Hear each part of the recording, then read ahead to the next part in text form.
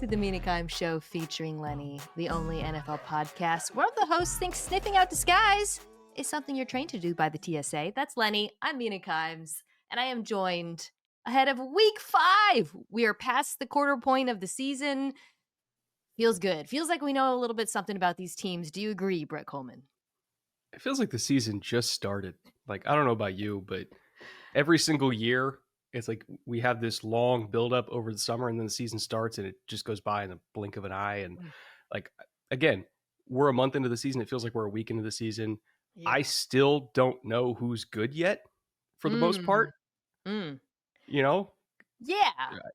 I'm enjoying what feels like parity this year. I'll say that. I think there's like the tiers are pretty similar to what we expected with a few exceptions, and there's injuries that are sweeping certain teams, one of whom we're about to talk about on Thursday Night Football, obviously the Baltimore Ravens, which we will get to. But yeah, it is, definitely most of these games feel like they could go either way. We are going to discuss every game. We're going to pick every game. And I should start by saying, if you guys don't already subscribe, check out Brett's football show with EJ Snyder, is his last name, right? EJ Snyder, right? The Bootleg Football Podcast. You can check that out on YouTube as well. You can also check that show out on YouTube if you're listening to it in audio format. So as always, we are going to talk about all the games, some of the games at more length than others. Brett, I thought Rams Niners was going to be a good game and a good discussion, so I gave us each one side. But right before we started taping, we learned that the Niners have ruled out Brock Purdy, toe, Ricky Pearsall, knee, and Juwan Jennings, ankle, comma, ribs. Never good when there's a comma. Woof, woof. I don't think anybody's left. Yeah, right. Like who is catching passes from Mac Jones in this offense right now? Offensively, I didn't know honestly what notes idea. to do for this team, because I was like, I don't know who's going to be on the field. So I took a more defensive approach when looking at this team, because I feel like if they have any shot of winning this game on the road on a short week, totally banged up, defense is going to have to play out of its mind. Like, this is going to have to be a Fred Warner legacy game for the ages. And unfortunately for them, they are going up against a Rams offense that once again has kind of fundamentally shifted their identity a little bit. Sean McVay decided he wanted to run outside zone a lot again for the first time in a few years. So this Rams offense is more prioritized outside zone, while this Niners defense, which added a whole lot of weight and bulked their defensive line over the offseason to deal with all the man blocking concepts that McVay had thrown at them the last few years, all of a sudden McVay is zigging instead of zagging.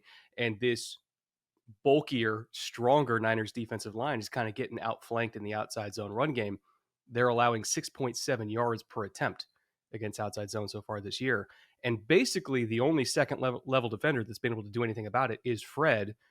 D Winters has gotten picked on when it comes to outside zone. It was actually on him last week when ETN ripped off that long touchdown. Yeah. So again, if Fred can be everywhere at once and stop, the perimeter run game by himself, they have a shot. But even then, again, going up against this Rams D-line with shaky pass protection as it is, and a backup quarterback whose pressure to sack ratio is always really high, it's hard for me to find a path to victory here. Yeah, it's tough. I had a similar note to you on the run game matchup, because last week I thought the Jags ran the ball really well, and a lot of it was, you said, outside zone, outside the tackles, and generally they got them moving side to side, and they were just outrunning them. And I feel like it's maybe slipped under the radar a little bit, like to your point, how the Rams run game has evolved yet again, and how goddamn efficient it's been. Number 1 league-wide in success rate. It's still not terribly explosive, but it doesn't matter when you have Devontae Adams and Puka Nacua catching the football. Kyron Williams has been excellent this year, and they really are a pick your poison offense, right? Because you can't obviously sell out to stop the run because of the receivers and Matthew Stafford and the way he's playing. I mean, I think the Rams offense, Dominique and I talked about, like, where would we rank it in the NFL right now? And I said, at least top 3. We'll talk Bills, Lions are in the mix, of course, but they're just stacked. And I do think that run game evolution is going to pay off in this game in particular, to your point, because it was a huge issue against Jacksonville last week. They also couldn't rush the passer again without Nick Bosa against the Jags, and I think that could be an issue here because when I look at the Rams team and I think, okay, who's going to actually give them problems? It's teams with ferocious pass rushes, like the Texans, who did have some success getting after Matt Stafford, but it just looks like without Nick Bosa, Bryce Huff is a good player, is a complimentary rusher, but they're just not getting juice. The defensive tackles are not getting anything. I'm trying to think of something. I mean, I will say, like, Mac Jones, when he played, because he's played a couple of games right now, I would say, especially in the first game, he really outperformed granted against the Saints, but when the ball comes out quick, he's accurate, and that would be the formula, right, against this Rams team, like to mitigate the rush to some degree. But I would feel a lot better about that formula if Pearsall Jennings were playing. Okay, so like right now I'm looking at the depth chart. I forgot that Sky Moore is on this team. It's DeMarcus Robinson, MVS. Kendrick Bourne is the guy who's probably going to get most of the targets, one would think. You're going to see a lot of Christian McCaffrey in the passing game. I would try to go after the Rams backers as much as you can, but it's tough sledding, man. I don't think there's any way of sugarcoating this. Those are just brutal injuries to overcome on a short week. Defensively, not that the Rams major in running cover one, but I feel like they might in this game just because the main weapons that the Niners would have to punish man coverage aren't going to be on the field. Like, you don't really want to play man against like a fully loaded Niners offense, which we actually haven't seen yet this year, because Ricky Pearsall's been great. Kittle, obviously, when he's healthy, is great at being man. Christian's great at being man. At this point, you can run just like one rat, which is just cover one across the board with a whole zone defender over the middle. And like, who's going to beat it? Especially who's going to beat it within 2.5 seconds. Not to mention that Mac Jones, I mentioned pressure to sack ratio earlier. One of Purdy's superpowers has been his ability to cover up for subpar pass protection, which the Niners have had for years at this point. Yeah. Like, it's basically just been Trent and 4 other guys. And if you're looking at sack avoidance, Mac Jones is really bad at avoiding sacks, even against the Saints. His pressure to sack ratio was like 50%, which is atrocious. They didn't get to him that often, but when they did, he was on the ground. Whereas Purdy, like, you can just pressure him, and generally speaking, he's going to get out of more sacks than he runs into. So can't beat man coverage, probably not going to handle pressure that well. Defenses, I don't really like the defensive matchup here either. Like, if the Niners won this game, I don't want to say it's a miracle, but it's pretty darn close to a miracle. So we're both on LA. Yeah. Let me ask you, before we move on, if Purdy and Pearsall, let's say, who probably, this is the most important receiver, were playing, I would still pick LA, to be honest, because of what we talked about with the Niners defense against this team. I just don't think they match up super well against them, especially without Nick Bosa. But I do think that Shanahan would find ways to move the ball in the Rams defense. I really do. But yeah, it's not. But now it's as far as like what's the most lopsided games of the week, it's this one and the Detroit game to me. Yeah. I haven't thought through that quite yet, but yeah, the Detroit game is pretty. We'll get through that one pretty quickly. You have Vikings Browns, which there's news. Dylan Gabriel is starting. Oh yeah, the Browns made the quarterback switch. A friend of the program, my friend personally, Andrew Siciliano, who does Browns radio and is just fantastic covering the team, had an insane stat that I want to just bring up. He says, since 2023, the Browns defense has allowed the fewest first downs in the NFL by over 100. That's how good they've been. Whoa. And yet, the quarterback play has been so incompetent that they haven't had a chance. So this game, we do these, what's the ugly game that you're kind of intrigued by? This might be mine on Dominique's show, because Wentz versus this defense, okay, but then a Brian Flores defense against Dylan Gabriel, like, this has some real nasty potential. I talked about pressure to sack ratio. The Vikings are the worst in the NFL right now, by the way, as far as percentage of pressures against them that result in sacks, because obviously JJ was young and had some issues with sack avoidance when he was playing, and then Carson Wentz has never been great at avoiding pressure or getting the ball out quick enough to avoid pressure. So this could be a Myles Garrett legacy game, similar to the Fred Warner legacy game that the Niners need. But that being said, the main storyline for this one is Brian Flores doing unholy things to Dillon Gabriel. And this is a really rough first start for rookie to have, similar to Jackson Dart, his first start being against Jesse Minter. They survived that, but not because Jackson Dart was throwing the ball well. It's because he was running the ball well. Dillon Gabriel doesn't really have that rushing ability that Jackson Dart has. And the thing that I'm most intrigued by is the fact that Brian Flores knows Dillon Gabriel is probably going to play point guard and work the quick passing game because that's what he's best at. Yeah. And this Vikings defense, a significant number of their pressures are not actually sending blitzes. It's sending simulated pressures, which is 4 guys still rushing. It's just you don't know which 4 it's going to be. It could be 2 defensive linemen and 2 DBs. It could be 1 defensive lineman and all the linebackers. Like, you don't know which 4 are coming, but they're still going to drop 7 into coverage. And generally speaking, it's either going to be quarters or it's going to be cover 2. I'd be willing to bet they are sitting on everything short and just sending every kind of simulated pressure they've got in the book to make him panic and throw the ball short.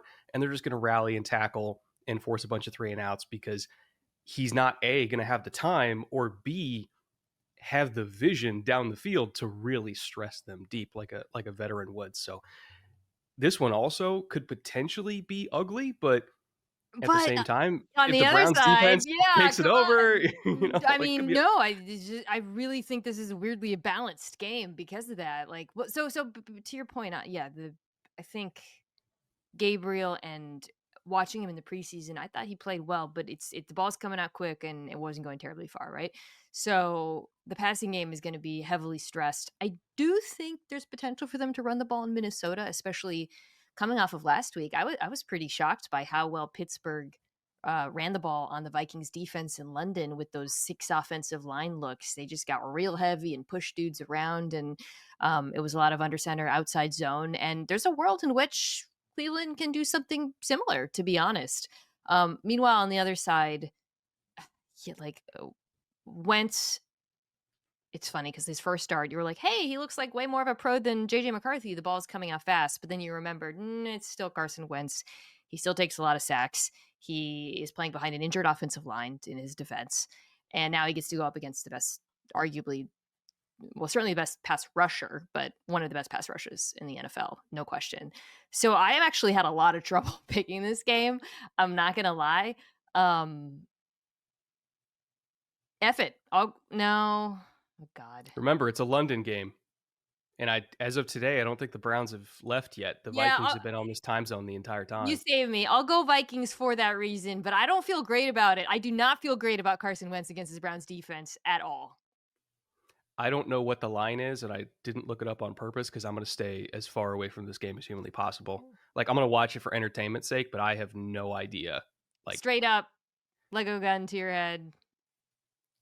I'll go Minnesota just because I believe in the foundation more, but it's not like I'm super confident in it because Myles Garrett is Myles Garrett. Yeah. And I've seen Myles Garrett single-handedly take over games before. They just did it to Green Bay. Yeah. Like, and Garrett and Malik Collins did it 2 weeks ago. Yeah. And a terrible, I know. Should I take Cleveland? The spicy pick is Cleveland. I know. Okay. I'll stick with Minnesota, but I do not feel good about it at all. On the other side, okay, so, or not the other side, pardon me. Next up, I've got Raiders Colts. So I think that the Colts offense is going to have success in this one. The Raiders defense actually kind of stout against the run, but they've struggled against play action, which is what this Colts offense measures in. I'm going to focus on the other side of the ball. Can Geno Smith play more like Geno Smith, which is to say, can he not get fooled by very simple like coverage rotations and not throw the ball over the middle of the field when safety squat? Like we talked about it a little bit on my pod on Monday. He was one of my woofs of the weekend, but I was pretty astounded by how bad his vision was. He's a veteran quarterback who should know better. And some of those picks he was throwing just were completely befuddling and very different from the kind of picks he threw in Seattle. I know Seahawks fans are like, we always threw picks. No. But those were like, hey, I'm Geno Smith. I'm going to fit this ball into a shrinking window because I'm a baller picks. And sometimes those were bad choices. These picks were just like goofy. I think Lou Anarumo is going to try to fool him on the back end. After seeing last week, and he does a little bit more with this Colts defense certainly than Gus Bradley did in terms of disguise. And so can he not lose the game for them this week? Because I'm like about one more bad start from like fully pulling the ripcord and panicking about this Raiders offense. Pardon me. The one saving grace for them is like they finally got Ashton Jeanty going, but then they lost Colton. Oh God, yeah, I saw that. Brutal. So it's like left tackle Colton Miller. It's not like the offensive line's going to be better this week. And if there was ever a time for like a true get right game for this Colts pass rush, which has been really up and down this year, more down than up in my opinion, especially for the amount of investment they put into that D line over the years, like they should have been better than they have been so far this year. But if there was ever a time for them to just tee off, especially like Leatu Latu to have a, welcome, like I'm here kind of game, it's this one. Yeah. So I really worry about the potential game script here of Jonathan Taylor doing Jonathan Taylor stuff in the first quarter. You get up 7-0, you get up 10-0 early on. You take Max out of the game because they run the ball so much. And there's only so much Max can do against a Colts offense that's, got 40, 45 carries by the end of the fourth quarter. If they're not in a throw position, which I don't think the Colts are going to be, and you're putting the Raiders into that throw position without an offensive line, again, this one could get lopsided pretty quickly. Yeah, the one thing I will say, the Raiders defense has been actually decent against the run, and a lot of that is Max Crosby, who's been unbelievable this year. But I would say it's clearly like it was part of the reason why I think they struggle so much against play action is like they were really keyed in on stopping the run. Something you kind of saw with Pete Carroll defenses near the end as well. But this is, if they oversell against the run, this Colts offense will play action them to death. Tyler Warren, middle of the field versus those linebackers and safeties is not a matchup I like for Las Vegas. So, I heavy lean Indianapolis in this one. I think they're pretty strong favorites. I imagine you feel the same way. Yeah, and I got to say, I felt even better about it, weirdly, after they lost to the Rams, because the Rams, we know, are a really good team. And I'm like, they went on the road and they pushed them to the brink. Totally. If it wasn't for them having 10 men on the field and giving up that, busted long touchdown to Tutu, I was like, they could have won that game. And hell, they had a holding call back a Jonathan Taylor TD that was unbelievable. Like that could have punched their ticket. The AD Mitchell thing. We're talking 3 plays away from maybe them beating the Rams by more than a touchdown on the road. Like this is a really good Colts team, and the Raiders are trying to figure it out. It's a little one-sided. I'm laughing because okay, so I thought Daniel Jones was mostly good in the game, but he had 2 interceptions where he thought he could hit the whole shot and didn't. The safety came over both of them. And then he had like a very old school Daniel Jones strip sack fumble where he didn't see the blindside rusher. And somebody posted, I can't remember where I saw it, like the moment, and then I think the interceptions both came after the strip sack, if I remember, or at least one of them did. I think so, yeah. And I think someone posted that he just got reverse Space Jammed, like, like, okay, now he's back to being Daniel Jones again. And I don't think that's gonna happen, but it did make me laugh. It was like oh, there he is moment, like, because he's been so awesome this year. Colts fans, I'm just kidding. I really do think the infrastructure is good enough around him for this offense to keep playing well. But I have them beating the Raiders. Giants, Saints. Okay, you talked about Jackson Dart scrambling against the Chargers defense. Malik Neighbors is out. What are your thoughts on this game? So Jesse Minter did something really interesting last week defensively. Keep in mind, the average stunt rate for all defenses in the NFL across the league so far is about 25%. In weeks 1 through 3, the Chargers were slightly below average in stunt rate. They're about 23%. They kicked it up to 35% against Jackson Dart. And the reason why they did that is because if you talk about different ways to rush the passer, there's certain things that work better on young quarterbacks compared to veteran quarterbacks. And stunts in particular against veteran quarterbacks, sometimes they don't work that well, especially veteran quarterbacks that are really good at pocket movement, because they understand how their offensive line is going to pick it up. They understand and trust how their guys are going to pass it off, and they can just kind of weave their way into the little soft spots they're created by those stunts. Whereas young quarterbacks, especially young quarterbacks making their first start, if you throw stunts at them, even if they're not super well run, if you flash that jersey color in their vision, their eyes go down and they panic and they take off. And so there was several instances in that game where Jackson Dart, he had a pocket to stay in, but if you put that white Chargers away jersey in front of his vision, it just completely takes him out of the play, and all of a sudden he's going to run. Luckily, he's good at running. It worked out. But I'm curious if the Saints are going to do that to him as well, because the Saints don't really have a good pass rush at all. In fact, they're one of the worst in the NFL. They can't just win straight up. But if you can throw stunts at him, even if you lose and just neutralize the pass game by making him drop his eyes and panic and move around, then you trust your linebackers to clean him up, they could potentially hold him down here, especially if you're not super afraid of any of their receiving threats other than like Wandale, I guess. So, there's a path to the Saints winning here, because right now Spencer Rattler is playing overall pretty good football, right? Yeah, like it took me a while to get to the Bills game, and he bounced back in a big way. And I've been saying, like, the first 3 weeks, I actually thought he was pretty good. First 2 weeks, and then this was week 4. He was pretty good. So he was making good throws. Yeah, there's a reason why Tyler Shuck is still on the bench despite being a second-round rookie quarterback. It's like, he's not better than Spencer Rattler is right now. And to be honest, Spencer Rattler might be a better option for them than even some of the young quarterbacks coming out in this coming draft class. So, like, he's really impressed me so far. Same. Clearly, I think he's ahead of where Jackson Dart is right now. Again, it's only been one game for Jackson Dart, but quarterback advantage is with the Saints. Weapons advantage, I would say, is with the Saints. Pass rush advantage is obviously with the Giants.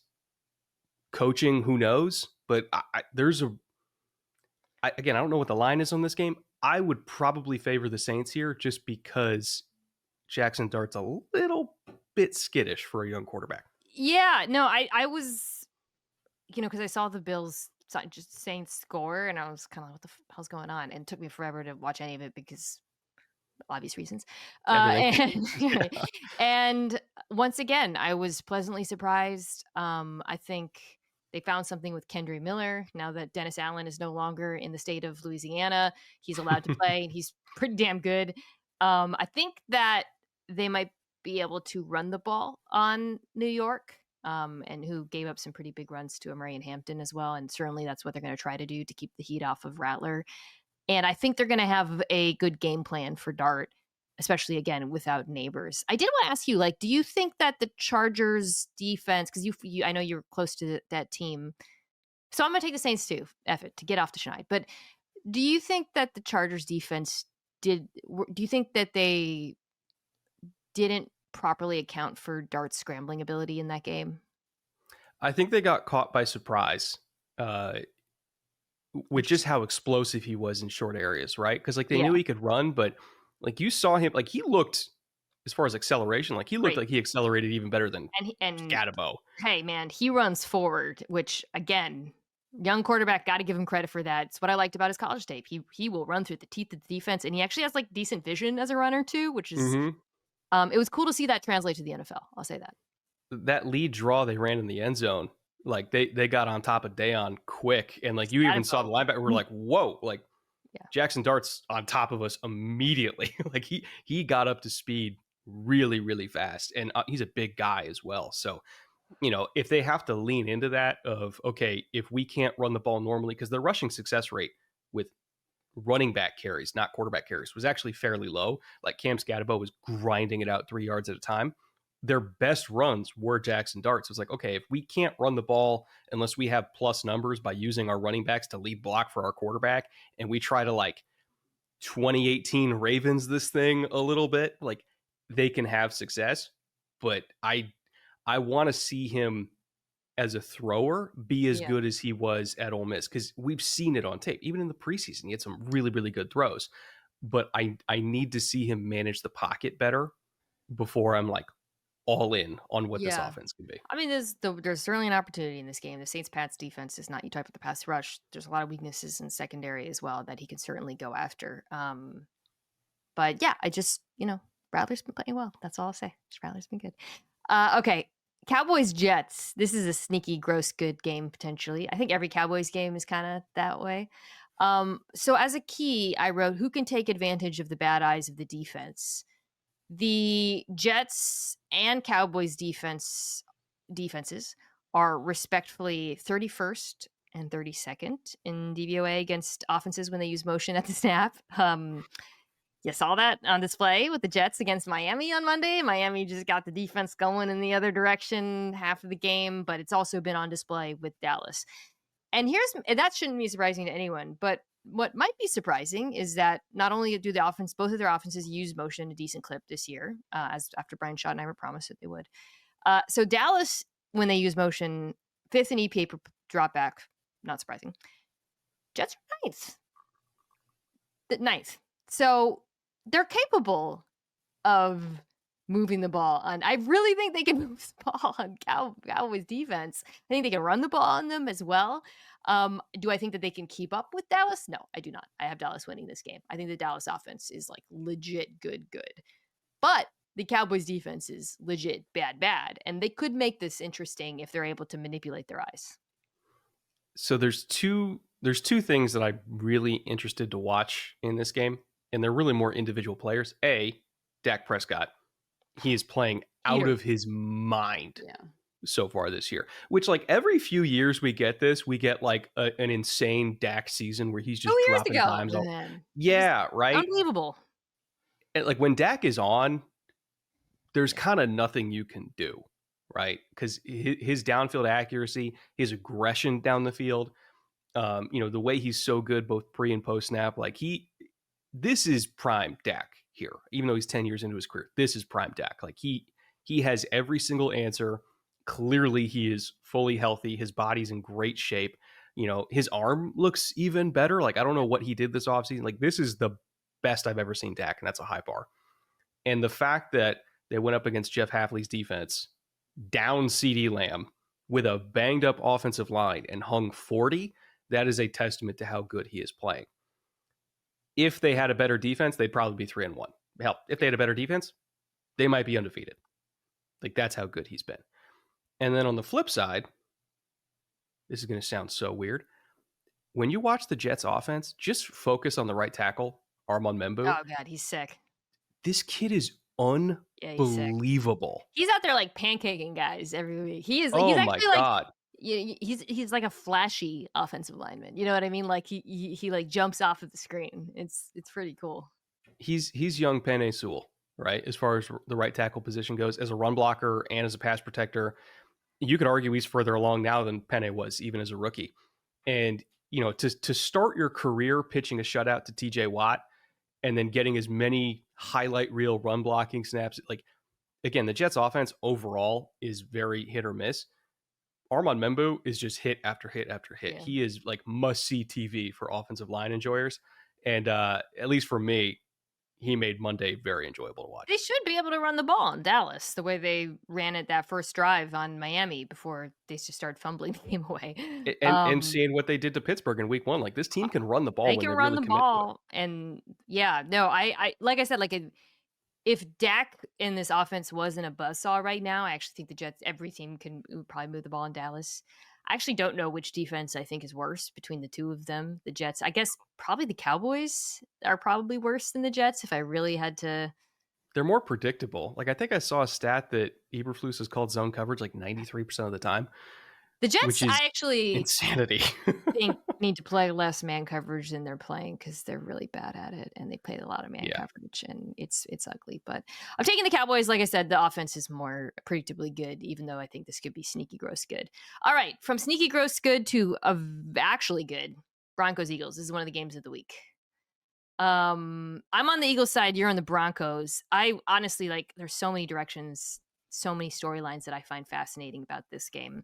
But we should start with the obvious one, which is can the Eagles passing game get right after two incredibly incomplete games, first half, second half. So one thing I think is interesting is the adjustment that the Bucs defense made in the second half was essentially, playing mostly zone coverage, and then they stopped blitzing Jalen Hurts outright and started using replacement pressure, Sims, that kind of thing. Things that we've seen Hurts struggle against in the past. And what was so frustrating was it just felt like the Eagles offense had zero answers for that. And they just kind of ran the same stuff still. And when Hurts threw the ball, it was like man beaters to AJ Brown. And it's just not, they were never finding ways to create leverage or create space for their receivers. They were not moving them around. I mean, it was just very static. So this to me is the Broncos defense plays a ton of man. They blitz a lot. They man blitz a lot. Vance Joseph's not a dummy. He's not going to do that in this. I really don't think he's going to do that in this game. In fact, in the last game, actually, against the Bengals, he didn't do that either because he was like, they got Jamar Chase. Let's just not, right? Let's just put this quarterback in hell, and they did. So to me, this is like a big, like, Kevin Patullo, like, come on, man. One thing I was mentioning, I do this Eagles show every 2 weeks. And one thing I said was I've been puzzled by the absence of RPOs against zone coverage, which used to be the Eagles. Like, okay, well, you're going to RPO. It's cool. We're going to put a defender in conflict. Not something that they've been going to a lot this year for some reason.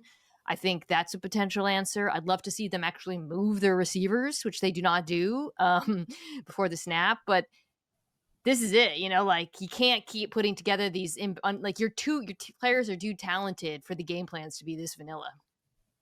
There's an interesting split in this Eagles offense if you're looking at bunch formations versus non-bunch formations. And their bunch rate, so it's about 80 plays out of a total of, 240. So about 25% bunch rate, right? As far as EPA per play, when they're bunched, they're 27th. They're 4th when they're not bunched, as in when they're spreading people out. Like, they are one of the best offenses by EPA per play. So I would love to see them just do that and commit to that. Like, we're going to spread people out, because what that does is it tends to create those more manageable one-on-ones with AJ Brown. Oftentimes when they spread out, that's when you start to see a little bit more quarters against them. So it would help the run game too, by the way. They're so bad at running right now. Those condensed, it's just like not go. No, the blocks aren't working. Goddard's not working. Like, just they got to get Saquon a spatial advantage. Sorry to interrupt you, but that's something. No, but you're 100% correct. Like, Saquon, I want to preface this by saying he's awesome. He's amazing. He is very much a get nothing, get everything type of running back. You need to manufacture space to give him room to get everything, right? If you're trying to just bang away inside the tackles from all these condensed looks like you're the Rams and you got Kyron Williams, the human battering ram, it's not going to go as well, because from an efficiency standpoint, like, yes, his EPA per play is super high and his yards per carry looks great. But if you're looking at like success rate, like what percentage, even his plays, EPA per play isn't high right now. Because he's not getting any explosives, and the offensive line is clearly banged up. But like, no one's blocking well right now, which is crazy. No one's blocking well. It's not nobody, but like for the most part. Yes, they need to adjust. I love the way you put that. They need to adjust their passing game and spread things out to help the run game right now, because what they're doing is not working at all. People keep talking about the AJ Brown post and how he's upset, and I'm like, dude, we got bigger problems right now than AJ Brown. Like, there's like fundamental core things in this offense that are wildly inconsistent. And yes, they had a big second half against the Rams, but like there's more to it than just that. Yes, and the Rams corners are not good. Sorry. The Browns corners are very good. I mean, Riley Moss, they have mismatches on him for sure, but I'm just saying, like, this is not that. One thing I think they can do, one more thing I want to just about the Eagles offense is, to me, this is a big Saquon in the passing game offense. The Broncos defense, rocks. They still can't defend passes to linebackers. 32nd, dead last in EPA per play. The Colts destroyed them in the passing game with Jonathan Taylor. So even if Saquon isn't as explosive as a rusher in this game, I think there will be opportunities for him to attack the second level of this defense.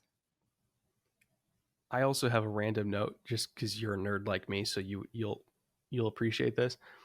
I had noticed when it comes to Broncos defense versus Eagles offense, I had noticed that like Baron Browning is unreasonably good at timing snap counts, whether it's silent counts at home or like traditional cadences on the road. And so I texted my buddy Bill Smith, who runs NGS, and I was like, do you guys track a metric for like how, like, tracking the first step of an edge rusher? 0.7 seconds is Baron Browning's average get off. They all are so good at time.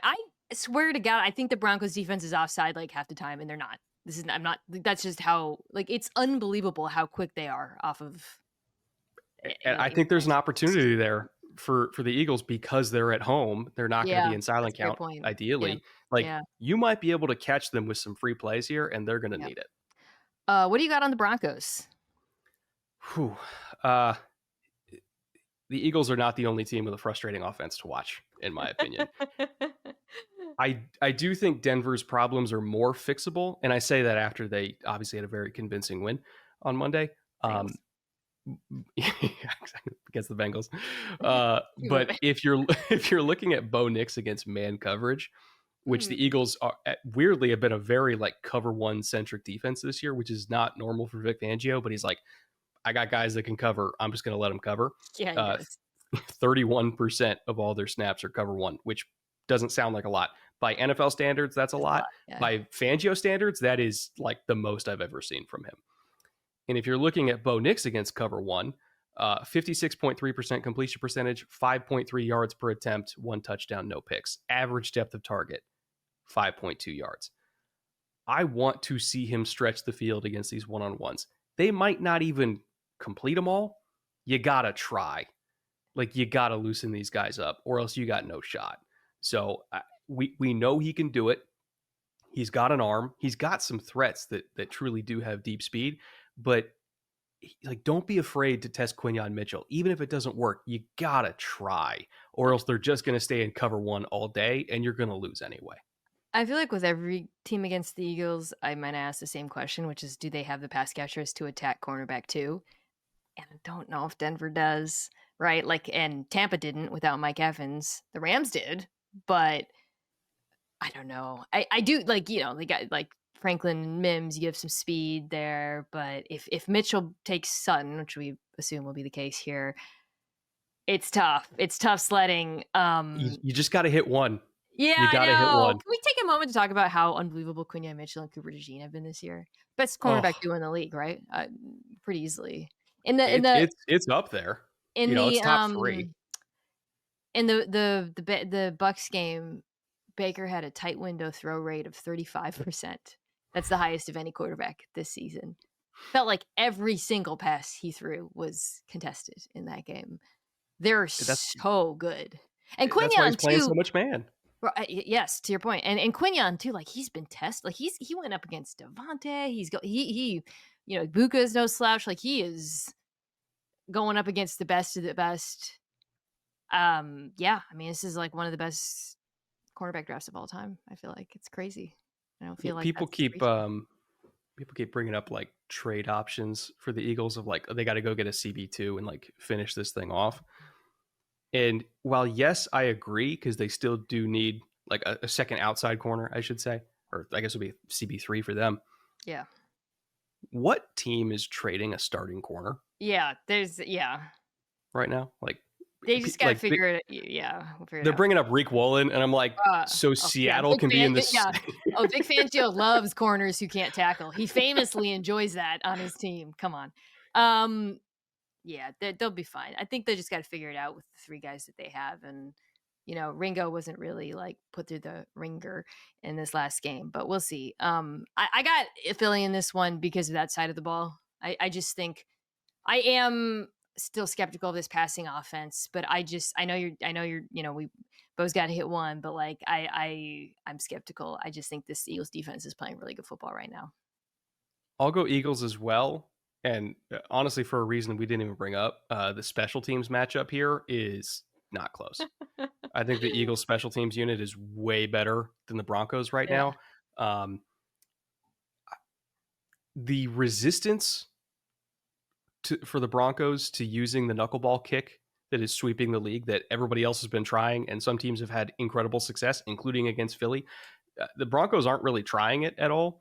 And I think as of last week, they were the second worst average starting field position on defense after kickoffs. That's a mouthful, but like, basically every time they kick the ball off, because they're not using any of these knuckle kicks or dirty kicks, they're giving up they're just making the returns more manageable. And so their defense has to carry an extra 10 to 15 yards of burden as far as field position, because their special teams unit is not helping them out.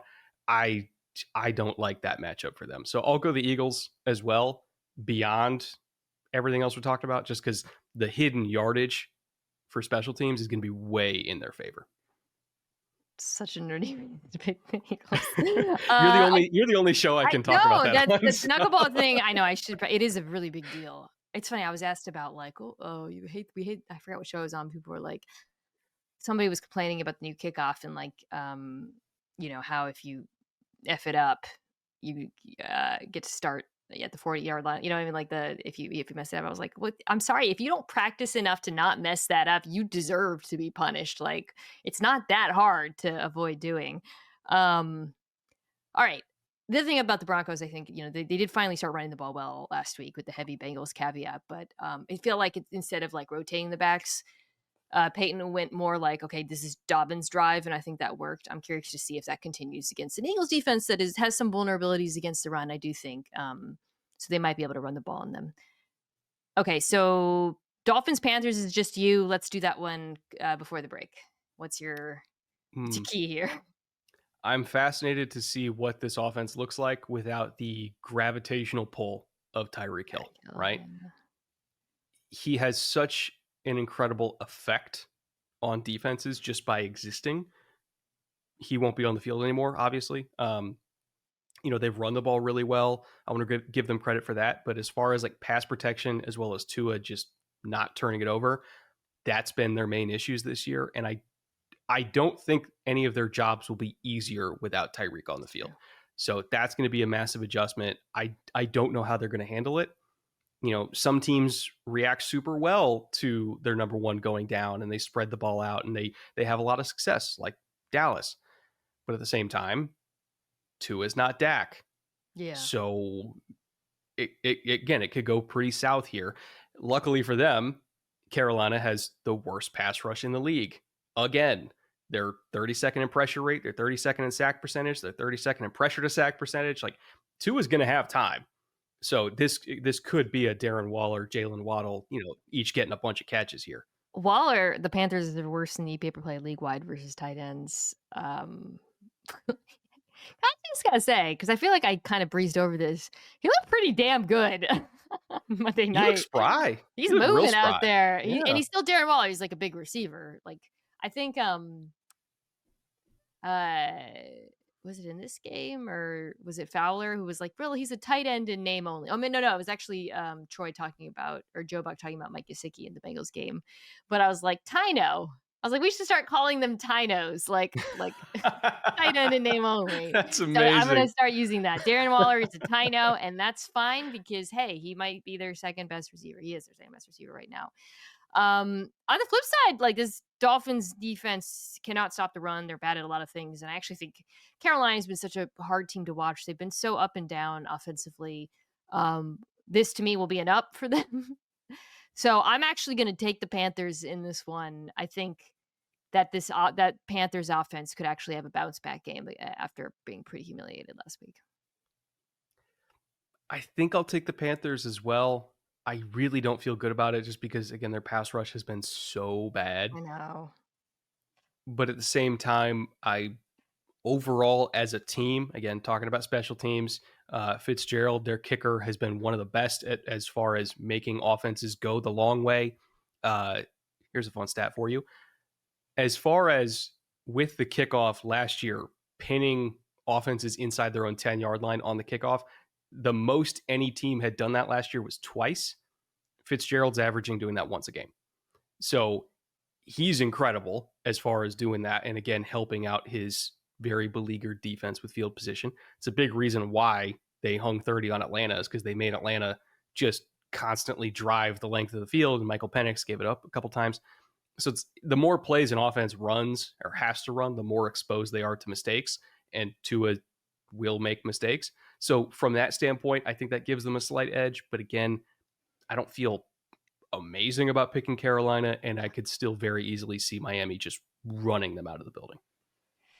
All right, let's take a quick break, come back and talk about game I've been really trying to put off talking about. All right, we're back. That game is Texans-Ravens. So the reason I've been trying to put it off is we have no idea who's playing quarterback for the Baltimore Ravens. Jonathan Alexander, I just saw this, posted, D'Amico Ryan said they are preparing as if Lamar Jackson is playing. That means nothing, but it makes it very hard to talk about this game, especially because, Lamar just brutalized the Texans last year, and this Texans defense is awesome. They're ferocious. They get after it, but they have had a vulnerability against mobile quarterbacks. Some of that is structural, right? They play so much man coverage and quarters, and it's not just Lamar, although Lamar absolutely cooked them, and it was a bloodbath.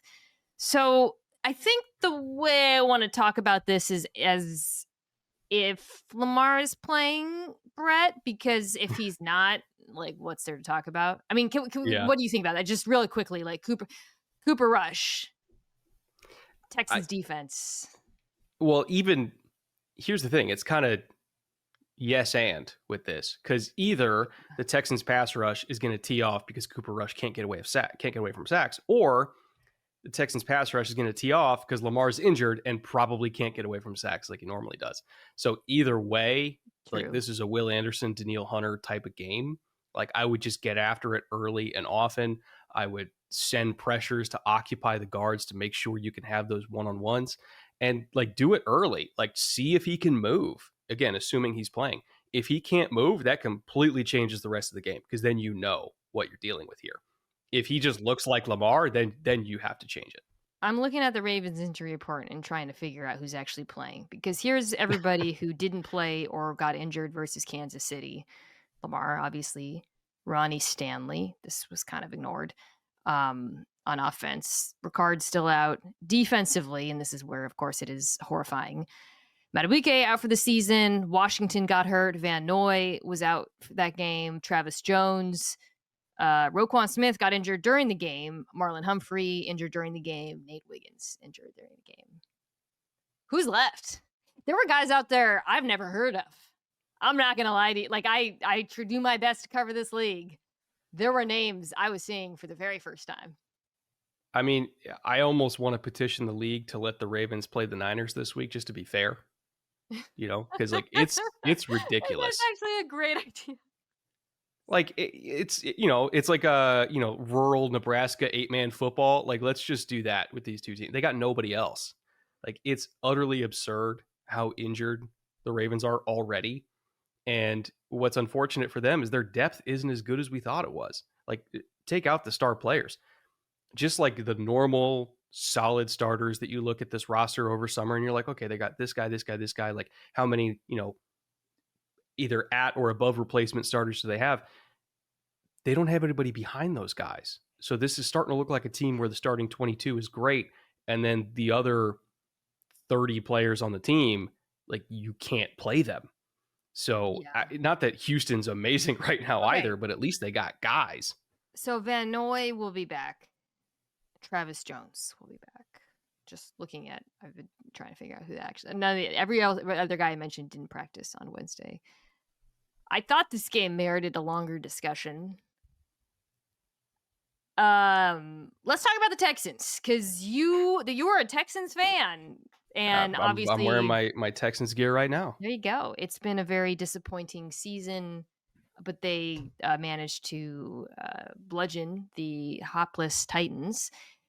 Did you see anything in that game that gave you hope moving forward, and that you might perhaps could translate this week as well? The run game got better. At least in the area that it was supposed to, right? Woody Marks. I think he has taken over that backfield essentially. And there were signs of life in this run game in the first few weeks, right? Their explosive rate, I think, was like top 10. Their average yards before contact per carry was second best in the NFL for the first 3 weeks. Like, they're another one of these teams that, in the Sean McVay tree under Kaylee, it's like, okay, we're going to run a lot of man blocking. We're going to go north-south. Yeah. We're going to get after you. And, like, they had the foundation of a good run game. It's just they were 29th in yards after contact per attempt. Like, they weren't making anything out of the room that they were given.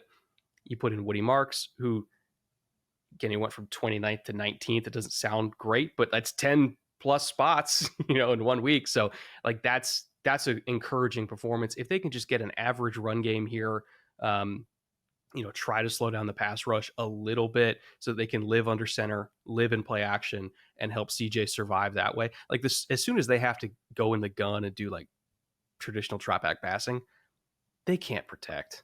Like they really can't.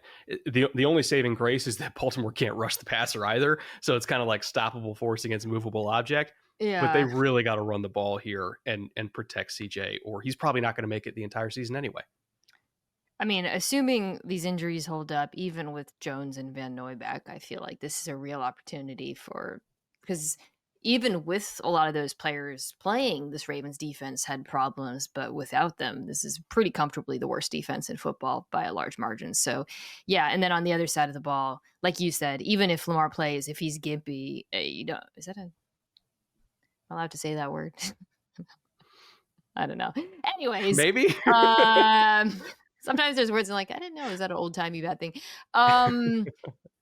This Texans defense, I mean, they've lived up to expectations this year. They have been as advertised, frankly. Like, I mentioned the Rams game. I mean, they were unbelievable in that game, even if Stafford did crazy Stafford things. So, yeah, it's hard for me to talk about I'm on Baltimore. I don't really have a lot to say, to be honest. There's nobody left to talk about.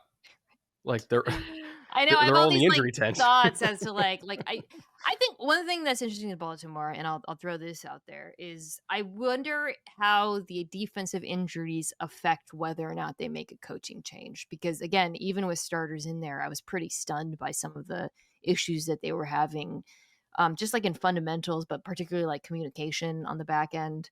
And I thought that like, what is the ripcord that they'd pull? It might be going from Zach Orr, who had the great second half of last season, to like Pagano on staff or something.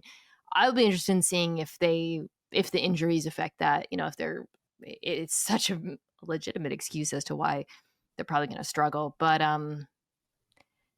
yeah, it's hard for me to see them digging out of a hole if Lamar misses any time. It really is, and it's beginning to feel like a lost season for this team. It's brutal. I mean, the conference is already slipping away.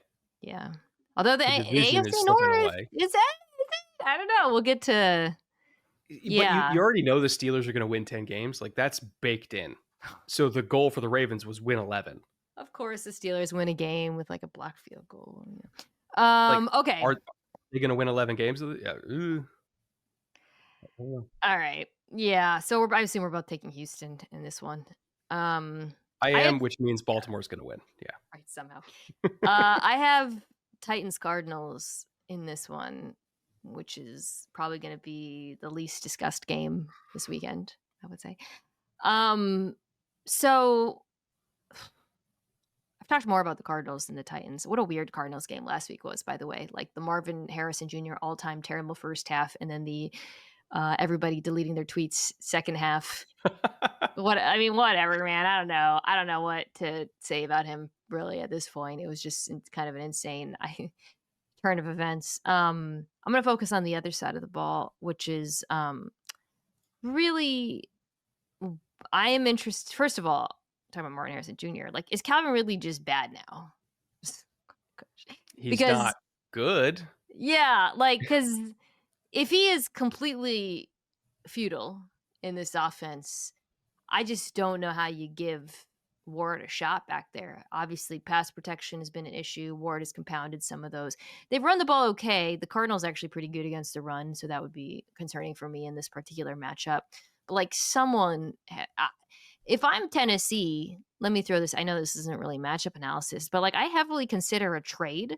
Not talking about like a big swing, but like you need someone. You got to short. Mm-hmm. Ayumanar's been okay, but right now Ward's got no chance, and you run the risk of really setting back his development if you don't give him a solid veteran answer. And I've just been so disappointed with Calvin Ridley this season.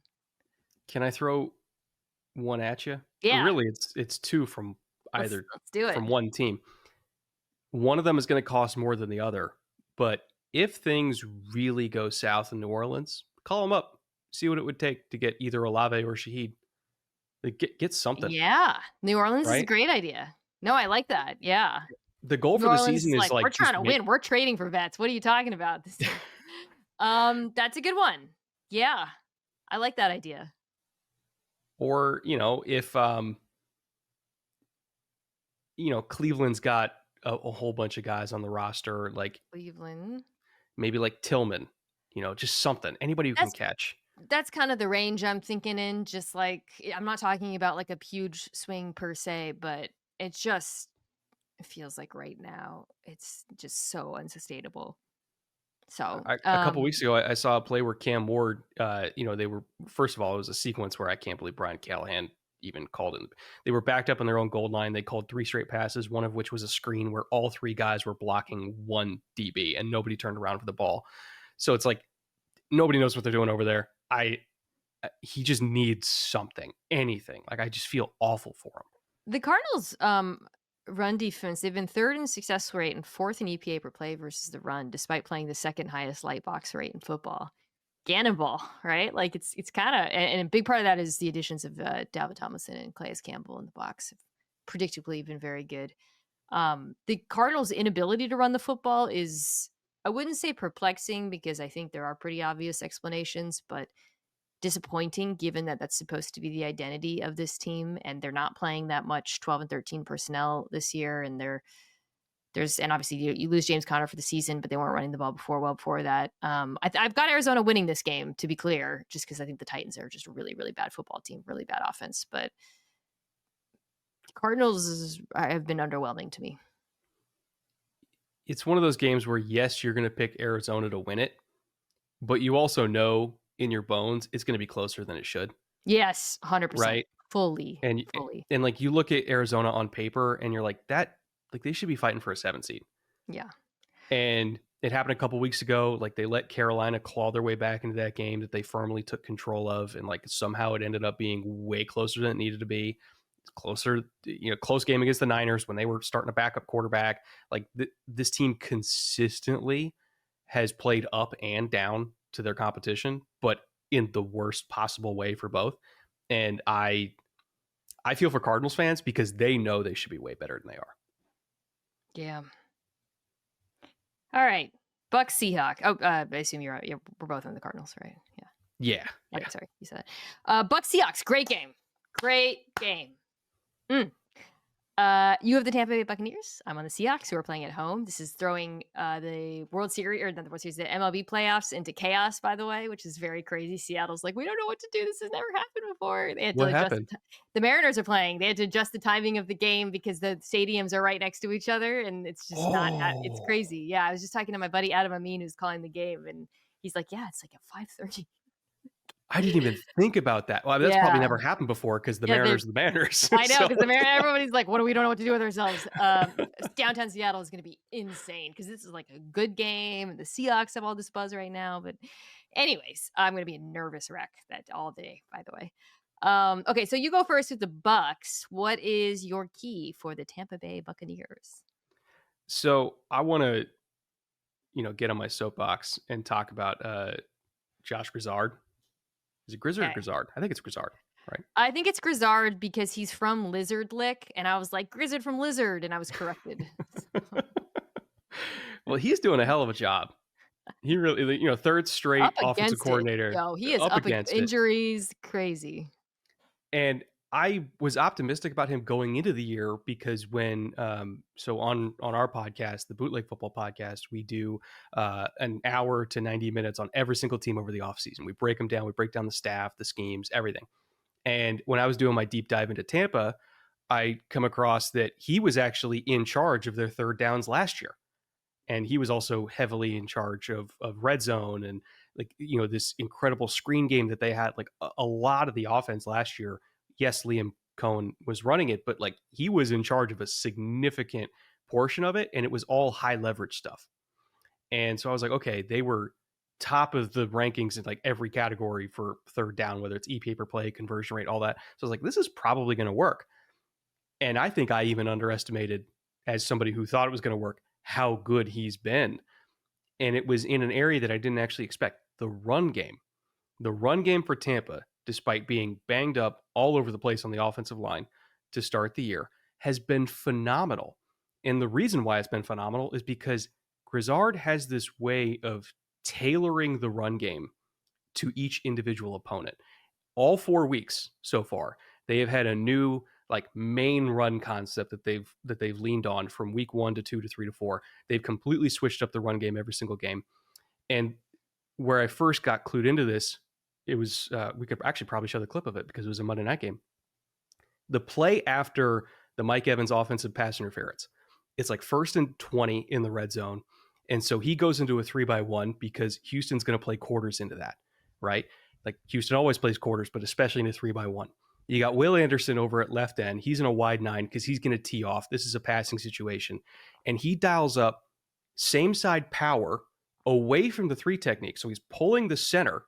And then he has the right tackle, which was Gadecki, just like slap Anderson upside the head, uses his momentum against him, sends him into the backfield. Now you got 2 guys in space blocking for Irving to the edge with a safety who's backed up because they're in quarters because he knew they were going to be in quarters. And like, it's the only time they've called that run the entire year. He saved it for the exact situation he needed it, which was a passing situation where they still wanted to run the ball in the high red zone. And they got an explosive out of it. I'm like, oh my God, this guy's brilliant. And he does that every single week. Like they shouldn't have been able to run the ball as well as they have with a banged up offensive line. And, you know, obviously Bucky's been banged up as well, but they're so good at it. And it's because of this staff. So shout out Grizzard. Like he's like Baker might lose his 3rd straight offensive coordinator because he's been so good. I got bad news for you, Grizzard. The Seahawks run defense is awesome. I'm sitting there pulling up the numbers you're talking. I was like, I'm pretty sure. Yeah. Top 2nd in EPA per play against the run, 3rd in DVOA thus far this year. You know, talked a lot about the Mike McDonald effect on this defense and the year 2 effect that really started halfway through year 1. But like they're so improved at a couple of things, defending play action, which was an issue last year. But they're just so fundamentally sound against the run. The way that the 1st and the 2nd level defense play together now, the way they communicate, the safeties are awesome. Obviously, you know, I think the corners are tackling well. This is a really, really scary run defense. And I think Tampa's going to have to throw on them, which is also hard because their pass defense is really good too. I mean, I think before the year I had the Seahawks as 5th overall, and Dominique had them even higher. And I was like, wow, dude, like he had them maybe 2nd or something crazy. But like through 4 weeks. Like in power rankings? Yeah, like defense, not the team, just the defense. Yeah. Oh, defense. Okay. Yeah, sorry. Yeah. Yeah, I was like, there were so many people that were down on the Hawks this year. And I was like, wow. The offense has been the thing that's actually been more surprising to me in some ways. But I think they're just so good. I've been so impressed by them. And I mean, the Tampa offense is I don't think Mike Evans is back for this game, right? Just to double check before I get into what I saw last week. I think he's out. Yeah. Yeah. Okay. Yeah. So Irving and Evans probably not playing in this game. That's brutal because I would probably feel different about the matchup if both of those players were playing. I do like that the offensive line is getting healthy. I think the absence of Gadecki at right tackle has really hurt them on the ground in some ways, but this is just a really, really, this defense is a buzzsaw. On the flip side, though, the Bucs defense is also really good. Dominique actually had them as top 10, and I was like, really? I don't know, man. Like, where's the pass rush coming from? And they got all these young players playing. So I was just posting about this, but I was watching the second half of the Eagles game to watch like what the hell went wrong with all the passing attempts. These Bucs young corners can play. The nickel Parrish dog. Yeah. He is out there. He's also really sticky in coverage, but when he closes. And then I think when they played more zone, I thought Morrison, who's the 2nd round draft pick out of Notre Dame, was really solid as well. Can we take a moment, by the way, to appreciate the absolute freaking heater that that Light has been on with his draft? I'm going to pull up the draft history. Jason Light, their Bucs GM. Okay. So this year, Igbuka, Morrison, and Parrish, his first 3 picks, they all look like hits. Last year, Graham Barton, awesome. Tyke Smith, Jalen McMillan, of course, Bucky Irving in the 4th round. And then the previous year, Cansey, Mausch, and Diaby and Dennis, all starters. Diaby's been good this year too. And then the previous year was when he had Gadecki and Rashad White and Cade Otton and Zion McCollum. My God. I mean, that's a 4-year heater, back-to-back draft. That is a crazy run of drafts, and this might even be his best, which is unbelievable. I think obviously it's fair to say Howie's the best GM in football, but the 2 teams in the NFC that give the Eagles the most issues are the Rams and the Bucs, because they also have really good GMs that can build rosters pound for pound, yes, that can threaten Philly. And the Lions have and the Lions, right? Yeah. In fact, you could say that the NFC, as far as top tier GMs, is 80% of them, right? Yeah.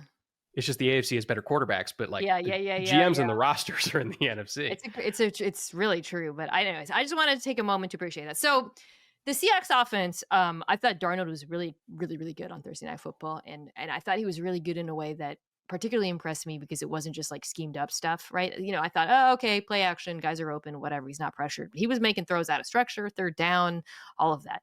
So this Tampa defense is very, very good against the run. They're right there with Seattle on those numbers. So my feeling is Darnold's going to be challenged in a way that maybe he hasn't been thus far this season, to be honest, just as a passer. I'm interested in seeing how they approached Tampa's blitzes. We talked a little bit about Philadelphia and some of Hurts' struggles.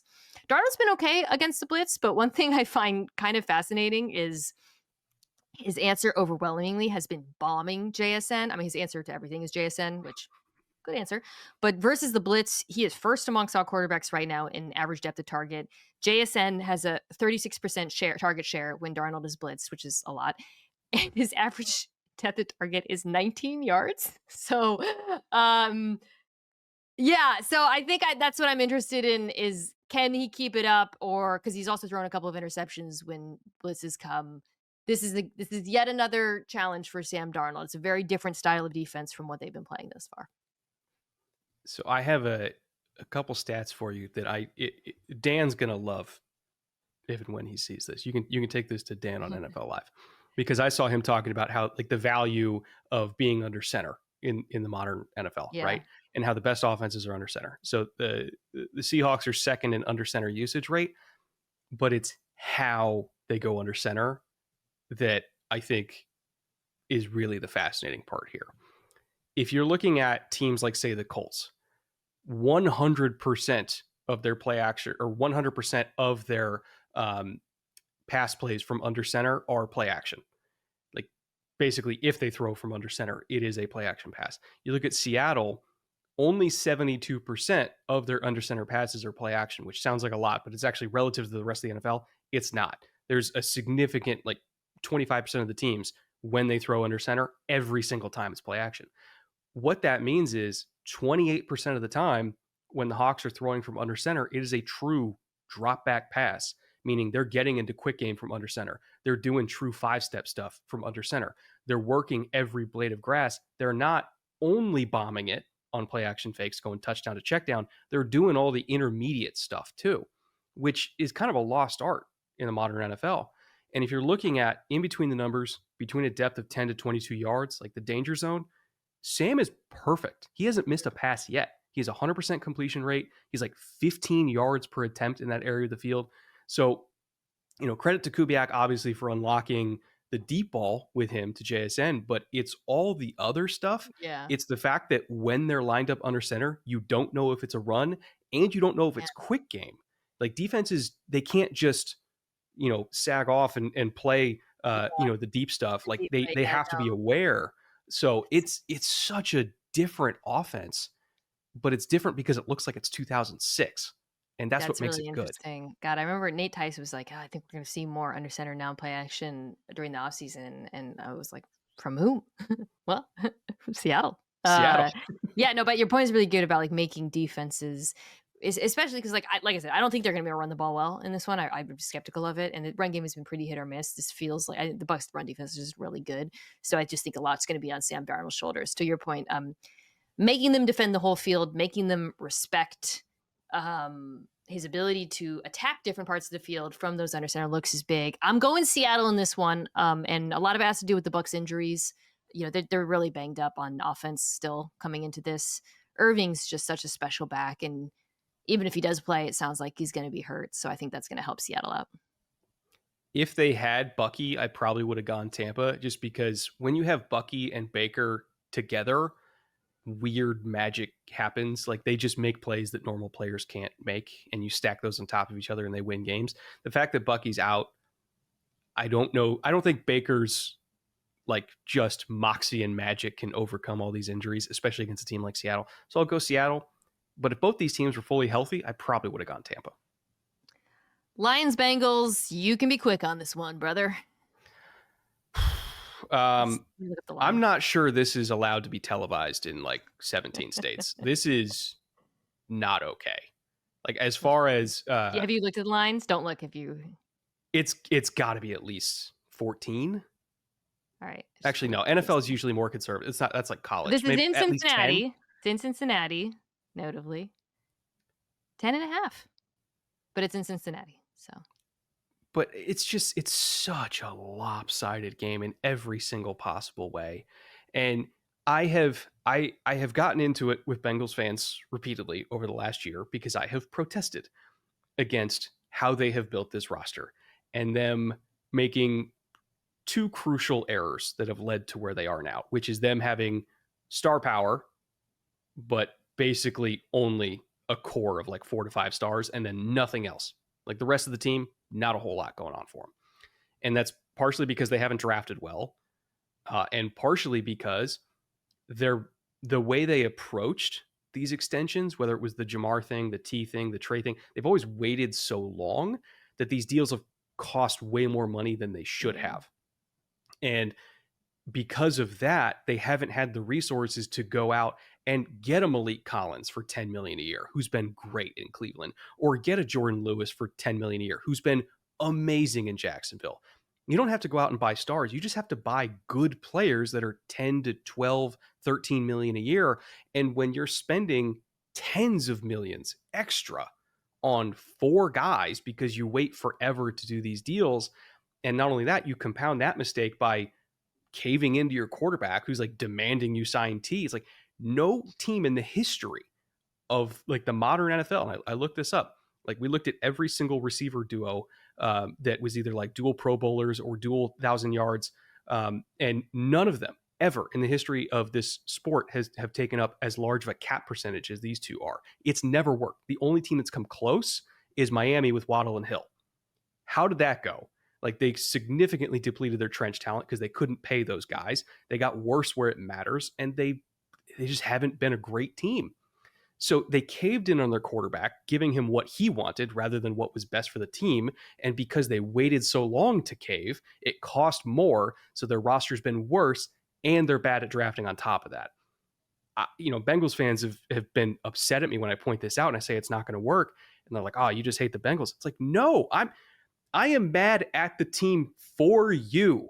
Like, this is not how you build a competitive roster. And unfortunately, they're now in a spot where you lose one guy and it all falls apart because that one guy was the only thing that made it semi-watchable. In conclusion, you're picking the Lions. Yeah, probably by a little bit. Yeah.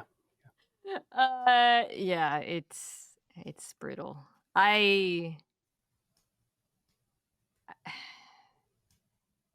I'm just so depressed watching the Bengals right now. The last game against Denver was depressing. Like, the defense, some of the stuff they gave up was just so appalling.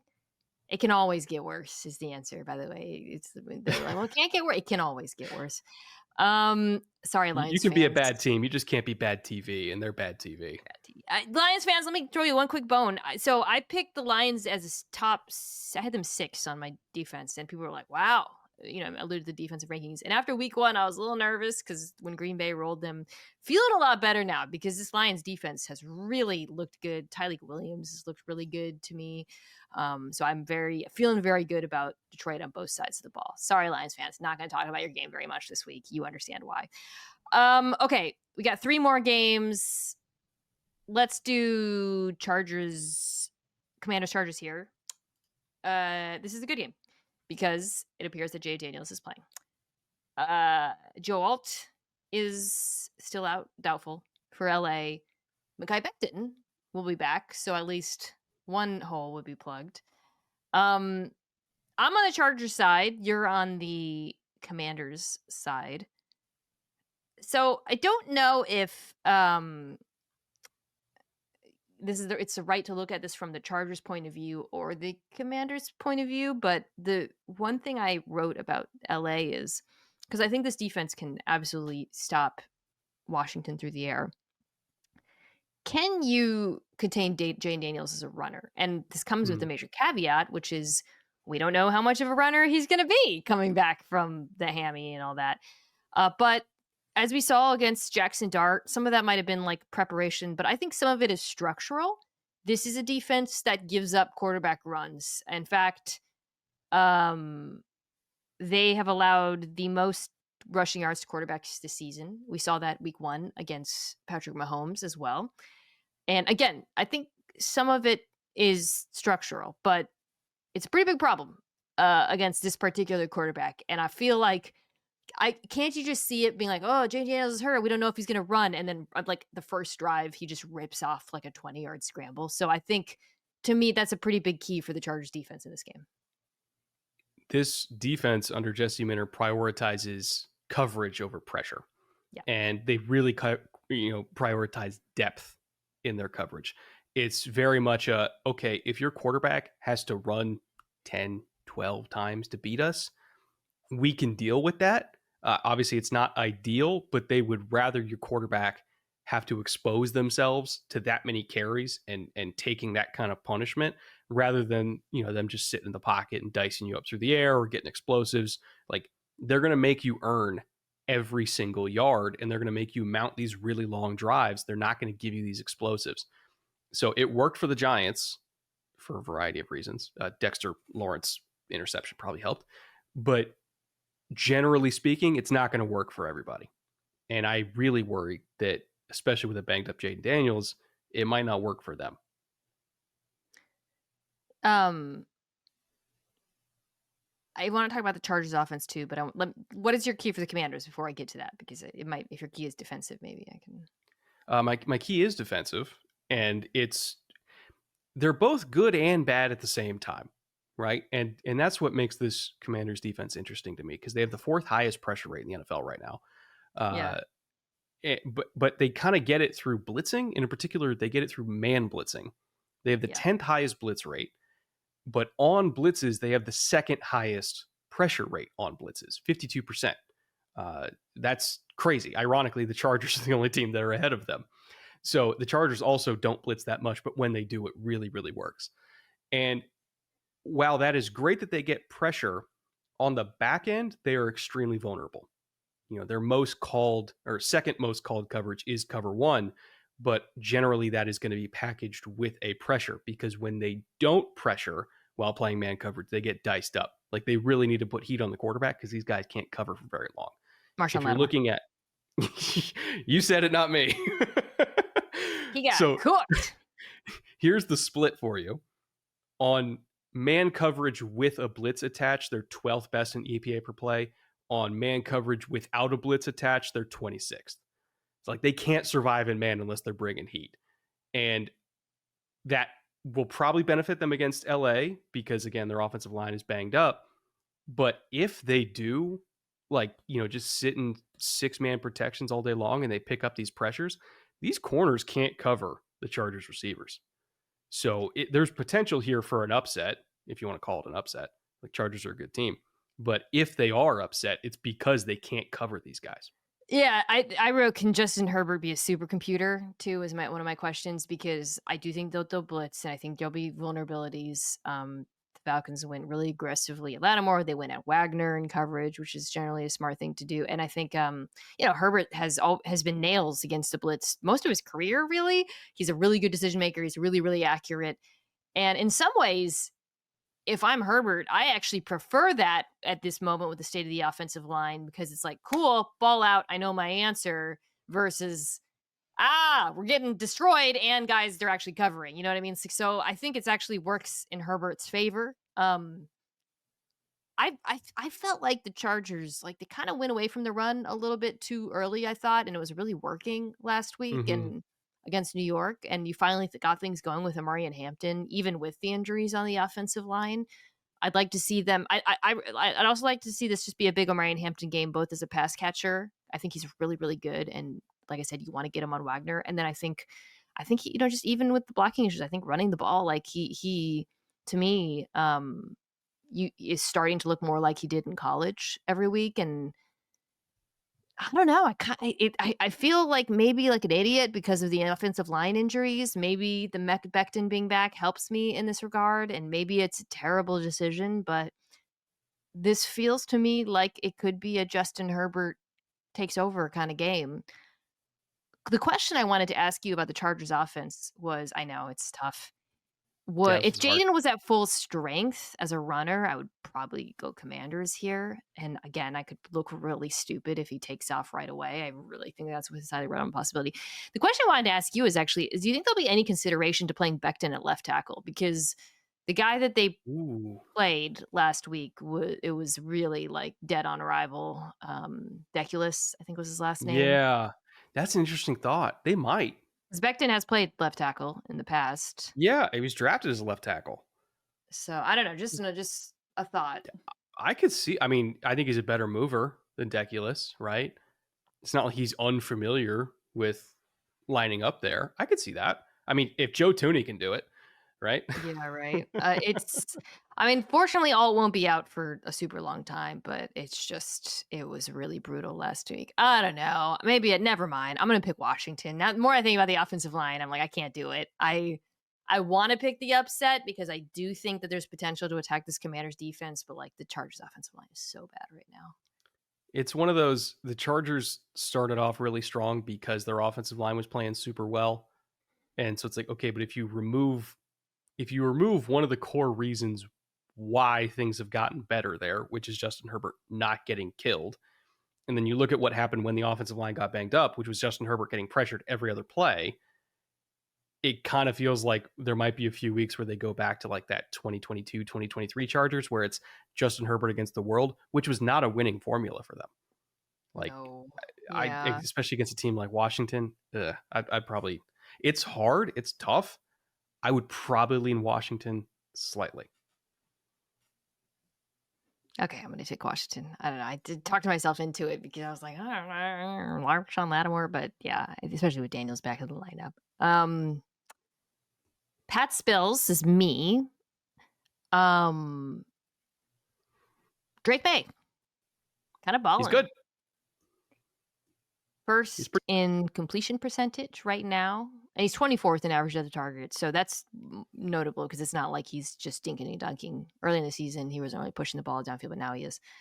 According to, I'm just using the FTM Fantasy, third in EPA per dropback, ahead of Josh Allen, by the way.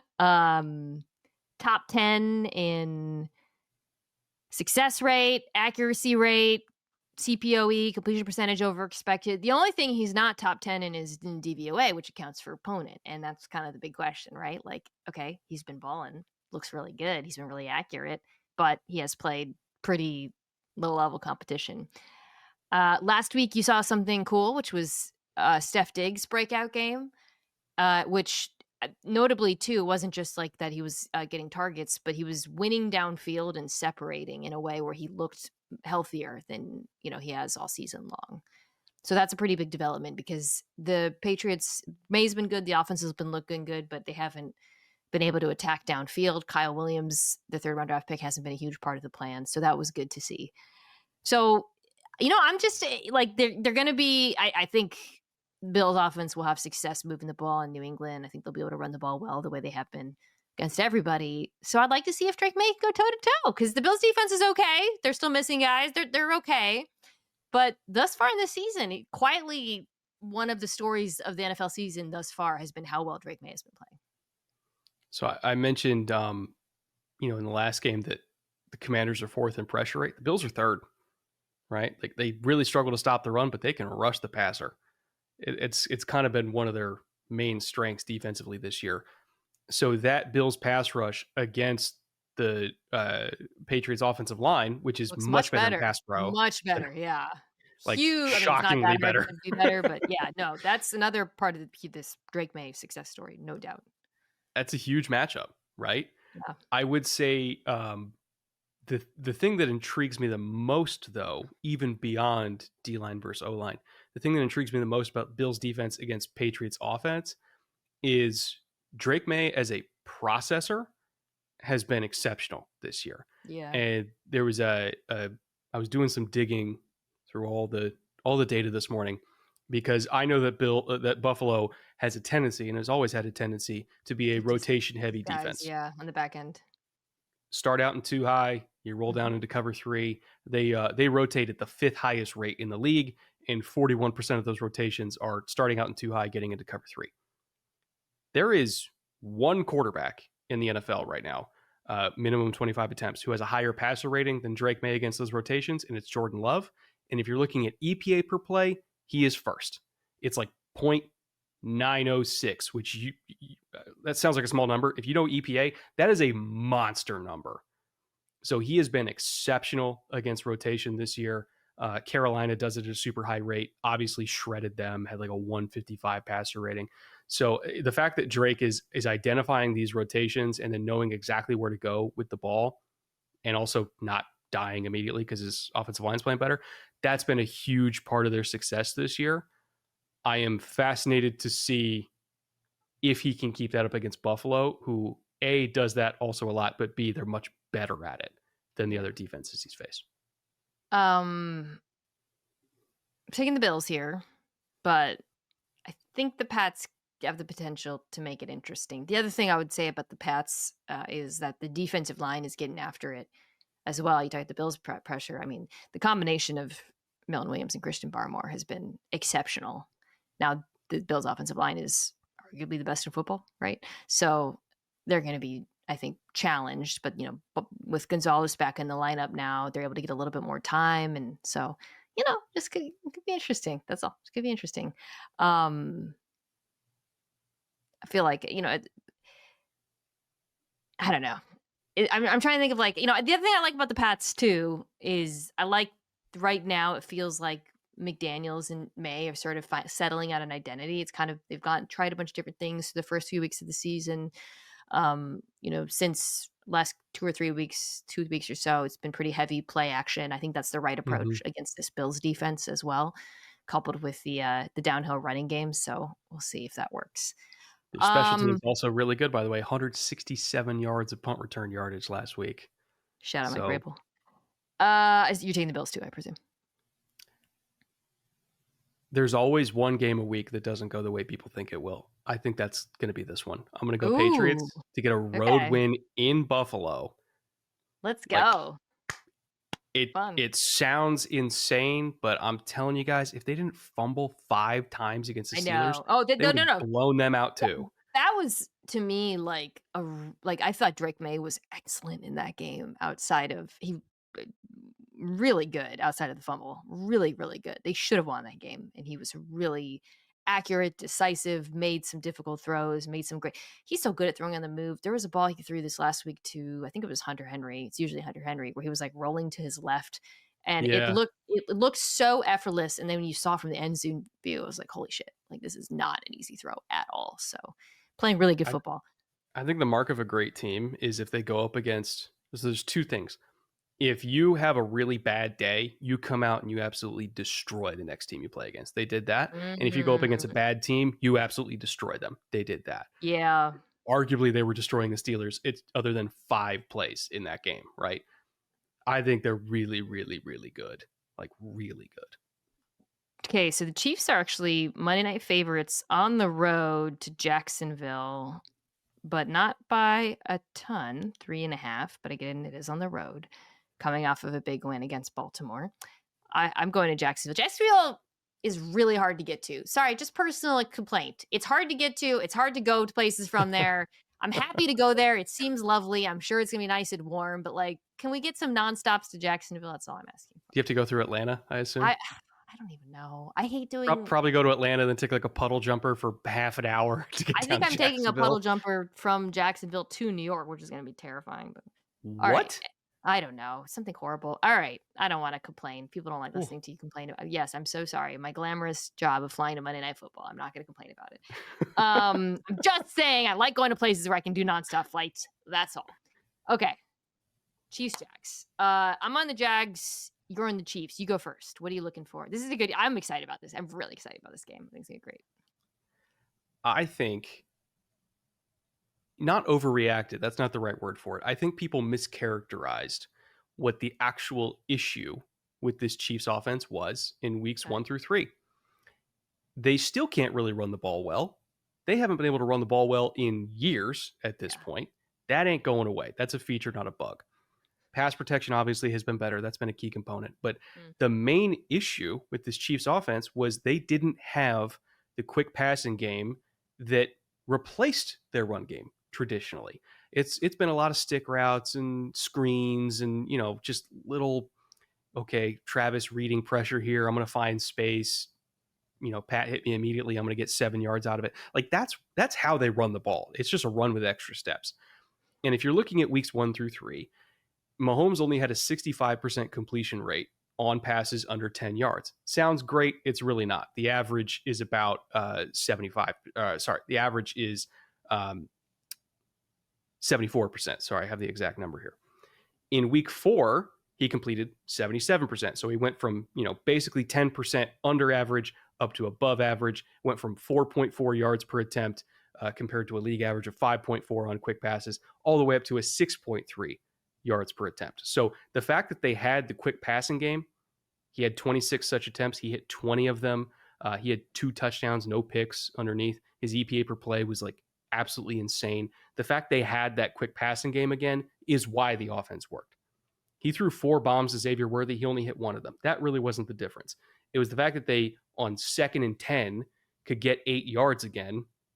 Then you line up with Kareem Hunt, and he's not going to get you more than 3, but he will get you those 3 yards. So he's going to move the chains. Then we do it all over again. Like it looked like how it's supposed to look because all the rhythm throws were there. So that's really the only difference. Yeah. Mahomes has had spotty accuracy so far this season, but if he just has the quick stuff back, they're going to be fine. Worthy on those quick outs is such a problem too. Like you really saw that in the second half of the season last year. You're right. Like it certainly helps if you can just connect on at least like a 1 or 2 of those deep balls because obviously affects the way defenses play them. But he has been such an answer for them versus man coverage. Again, going back to really the second half of last season. And I think that is, pretty meaningful. This Jags defense plays a lot less man than they did last year, mercifully. A moment, by the way, for the Jags defense. This went from being the worst defense in football to, at minimum, average. Sometimes they look better than average. They're getting after it. The secondary is playing really good. Jordan Lewis has been really good for them in the slot. Like, the coaching staff, I think, has done a tremendous job in Jacksonville. Linebacker duo is playing like one of the best in the NFL, Lloyd and Olakun. Like they're playing really well. And I wanted to mention the linebacker duo in particular because I think that's always very important against this Chiefs offense, which, like you said, it's a lot of quick game, a lot of RPOs. Like Devin Lloyd. He's awesome. Comeback player of the year since we're just doing comebacks from being bad. I mean, I'm not kidding. There's like 3 guys on that team. There's 3 guys on that team you can say that about, right? Right. But like, what a turnaround for that dude. Holy smokes. I would also, I got to give flowers to Trayvon Walker. Like he wasn't bad last year at all. I'd actually say he was good last year. Good, yeah.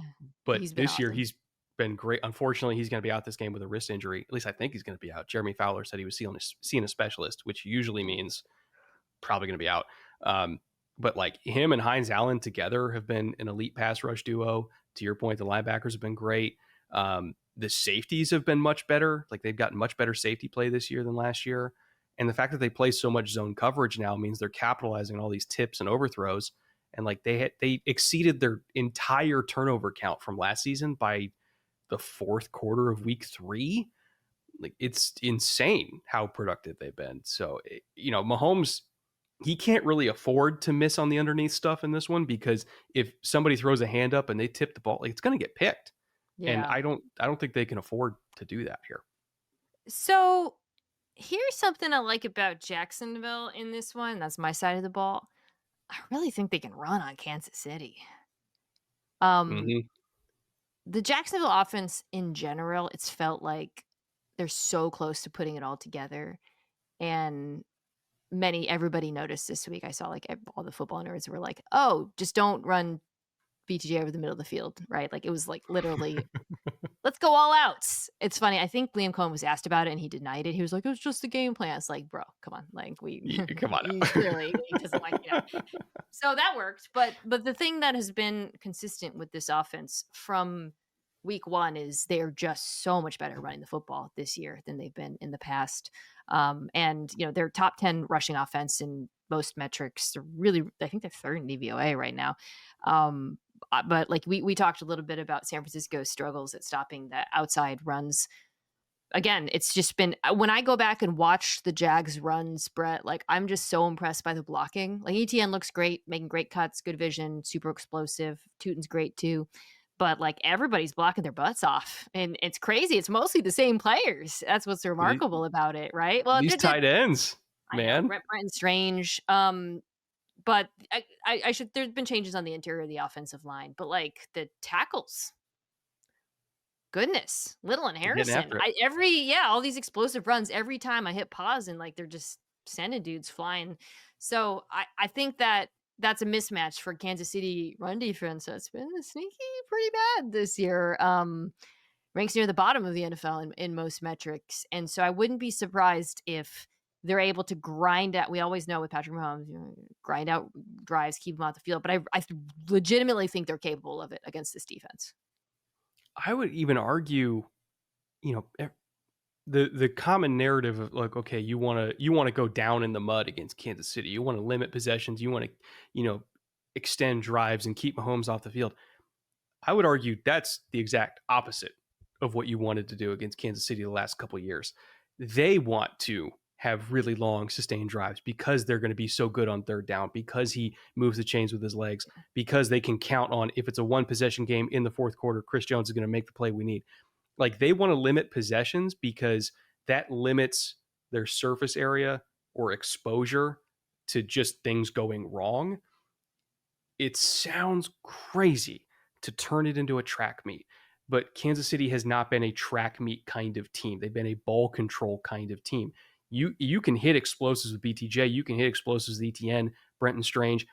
If you make it 13 possessions each rather than 10, you can kind of, again, you don't completely get rid of, but you can mitigate the factor that Mahomes has in high leverage situations by just making them run more plays, like making everybody run more plays. And it's almost like a college mentality. Like, you see Syracuse run 80 plays a game. It's warp speed because they think that they're going to make less mistakes overall than you will. You have to do that to Kansas City. If you make it each play's getting 62 plays, Mahomes is going to get more out of those 62 plays than you will. You need the extra 10 to 15 plays so you can hit more explosives and try to make them play catch up. That's really the only way that you can take them down. I'd be fascinated to see if they pick up the pace to do that.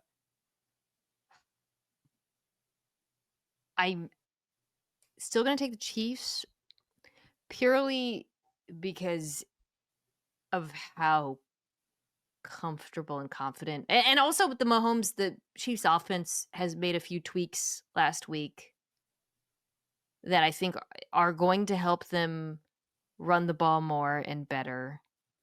Mahomes under center, by the way. Well, there. Yeah. What a Wow. concept. It's a thing. But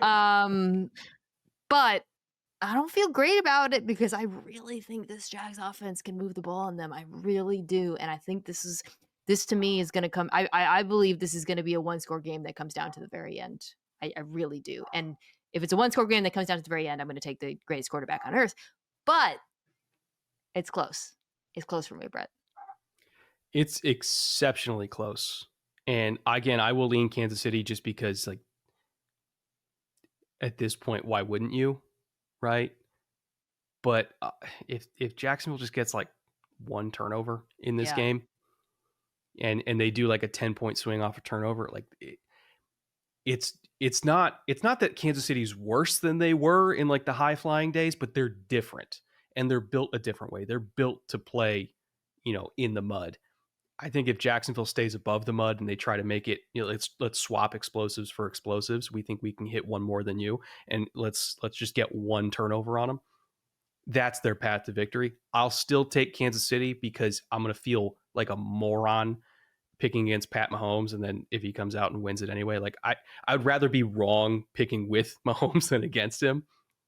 But I wouldn't be shocked if Jacksonville won this. No Walker definitely hurts. I know where Chris Jones is going to line up. Yeah. All right. Well, Trevon Walker, sorry. I didn't know he wasn't playing until you told me. I completely missed that. Yeah, I'm sticking with Kansas City. I'm sticking with it, Kansas City. But it's close. This is a close one for me. It really is. All right. Well, that's it for this week. Those are all of our games and picks. You guys check out the Bootleg Football Podcast wherever you get your pods. Also, you're listening to this on Thursday. Tomorrow, the very first, the return of Love is Kimes, my Love is Blind recap show with David Dennis Jr. We are recapping the season, and it is. Do you watch Love is Blind? Have you ever seen it? I have been deathly afraid of getting sucked into it. This latest season is in Denver. Did you live in Denver, or have you spent time there? No, I my brother lived in Colorado Springs for 10 years, so I went out to Colorado to visit him. Lovely town, by the way. I like Denver. I like Denver. This has been this season takes place in Denver, and I feel like I'm learning so much about Denver and like the people who live there, and I find it so fascinating. But it's been really juicy. So check out the season, check out the recap. It's on YouTube, where you can download viewer discretion wherever you get your pods. As always, I will be back on Tuesday morning to talk about what should be, if you listen to this preview, a very exciting Monday night game, which of course means it'll be a blowout or something, with Dominique Foxworth. Thank you as always to my friends at Omaha Productions, Kirsten Sebecki, Owen Saylor, Jack Foster, and Tucker Taschen for making the show.